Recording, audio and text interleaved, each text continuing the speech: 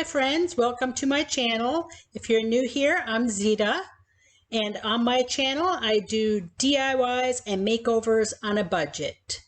And don't forget to follow me on Instagram, Facebook, and Pinterest at OakWell Home. So let's get started on today's DIYs and see what I've created. Today I'm going to be sharing with you some smash tin can wall pockets, and I'm going to place them on a board so they can be hung on a wall. And I'm also going to share with you guys some mistakes I made along the way so you guys don't waste your time and energy doing the mistakes I did.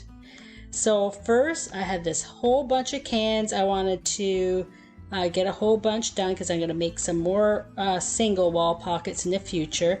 So I applied a Fusion Ultra Grip to all of these cans, guys, and I let them dry for a few hours and some overnight.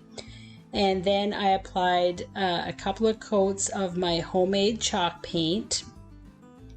Now, guys, you're going to see here coming up, I've applied the 2 coats of chalk paint, let it dry, and some of these cans had a rounded bottom instead of the straight edge bottom.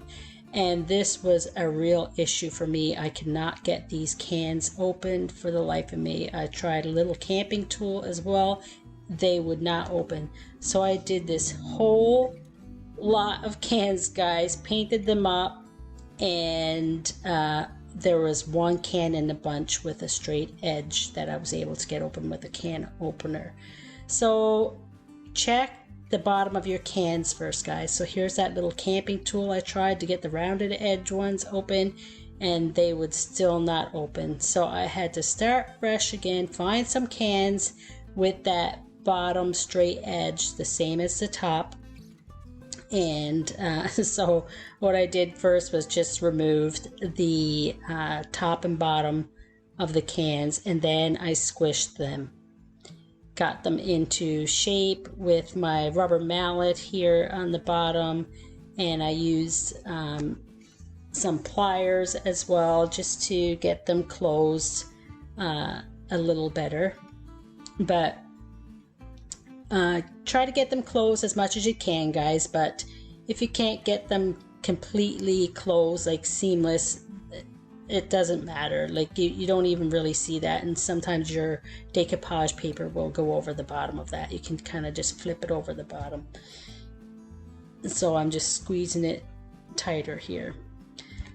So I would suggest doing it this way, guys. So get your top and bottom lid off first so you know that it's not a rounded edge.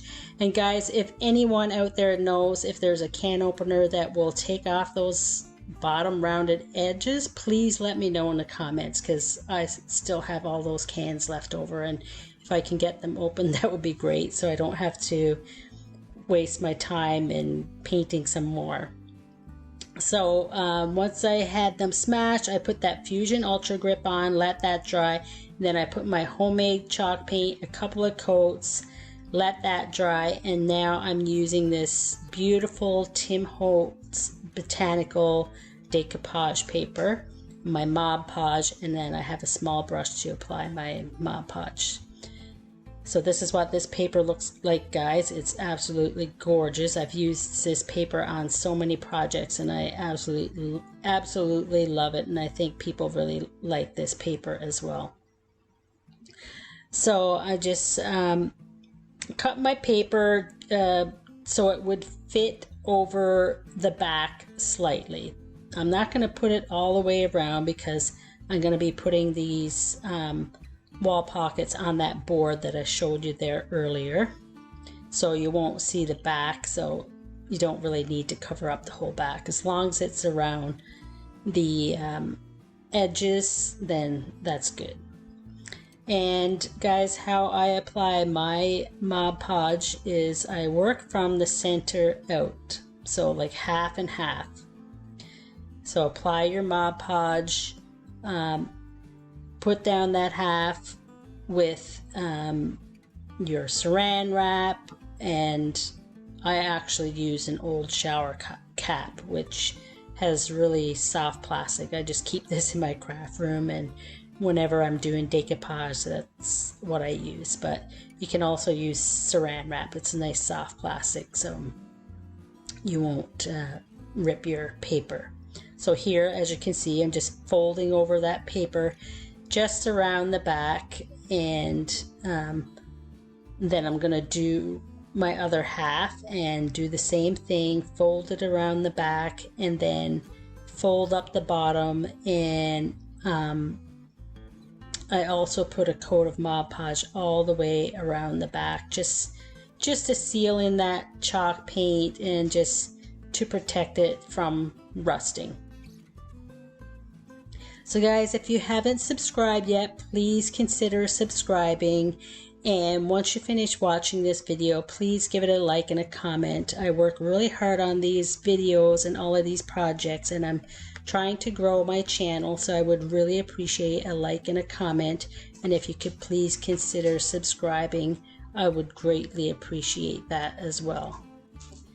So right here, I'm just folding over the edge of that decoupage paper, and now you're not even going to see that little bit of space that was on the bottom of the can.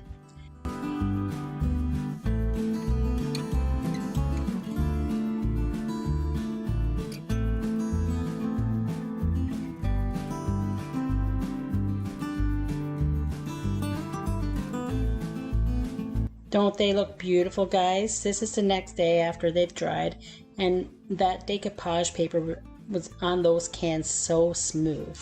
So here's the scrap piece of board I had in my pile, and I'm giving it a coat of my homemade chalk paint. And guys, if you haven't tried that, I'll leave my homemade chalk paint recipe in the description box. And this black paint I put over the white because I decided to go in a different direction. I'm going to use a crackle medium on this, guys. So I painted it black underneath so that crackle color would come through. So here I'm applying my crackle medium, and I think this is by Folk Art. I'll put it in the description box. And this black paint I put on there, guys, is also a chalk paint recipe as well. And once that was dried, the next day I applied a thick coat of my homemade chalk paint on top of there. And guys, right before my eyes, that crackling started to happen. It was so amazing to see.